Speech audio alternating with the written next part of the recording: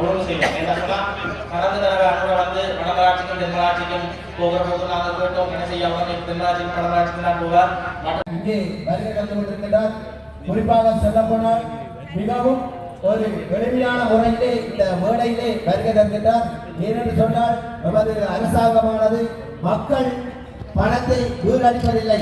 அதைவிட மிகவும் எளிமையான முறையிலே மக்களுடைய பணத்தை வீணடிக்காது சரியான முறையிலே நாட்டை கொண்டு செல்வதற்காக சிறந்த ஒரு வழிவகையை கொண்ட ஒரு அரசாங்கத்தை உருவாக்கி அந்த அரசாங்கத்தின் ஊடாக நாங்கள் இந்த நாட்டை மிகவும் சிறப்பான முறையிலே கொண்டு செல்வோம் என்பதையும் அதற்கான ஆளாக்கி பூச்செண்டு வளர்ந்த நிகழ்வுடன் அவரை அன்பாக அழைக்கின்றோம். விளக்கி நமது நாட்டினுடைய ஜனாதிபதி போலவே நமது பிரதமரும் மக்களுடைய பணங்களை வீணடிக்காது மிகவும் எளிமையான முறையிலே நாட்டை கொண்டு செல்வதற்காக மிகவும் அயராது பாடுபட்டுக் கொண்டிருக்கின்றார்.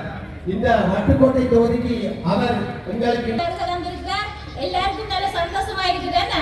கடந்த காலத்துல வந்து நாங்கள் எந்த ஒரு அரசியல்வாதிகளை இப்படி மக்களோடு மக்களா கிட்ட இருந்து சந்திச்சிருக்க மாட்டோம். அப்படி இல்லைன்னா நாங்கள் போனில டிவில தான் பார்த்திருப்போம்.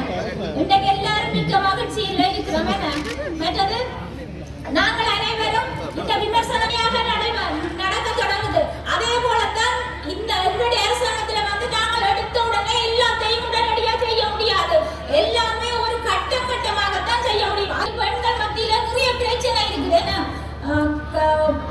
போதையில இருக்கிற கணவற்ற பிரச்சனை இந்த நிலை மாறி நாங்கள் எல்லாரும் தேசிய மக்கள் சக்தியோட தொடர்ந்து பயணிக்க வேண்டும். நல்லதொரு நாட்டை கட்டியெழுப்ப வேண்டும். நாங்கள் அரசியல் கலாச்சாரம் போல் இல்லாது புதியதோர் ஒரு மாட்டான ஒரு பூமியாக மாற்றுவதற்கு அனைவரும் அரும்பாடுபட்டுக் கொண்டிருக்கிறார்கள். அந்த வகையிலே நமது மண்டிலா உறுப்பினர் அவர்களுக்கு நன்றியை தெரிவித்துக் கொண்டு தொடர்ந்து உரையாற்ற வருமாறு கோட்டையில் இருக்கின்ற பரமலிங்கம் அவர்கள் எடுத்துக்கொண்டாலும் சரி, ராசேந்திரம் அவர்கள் எடுத்து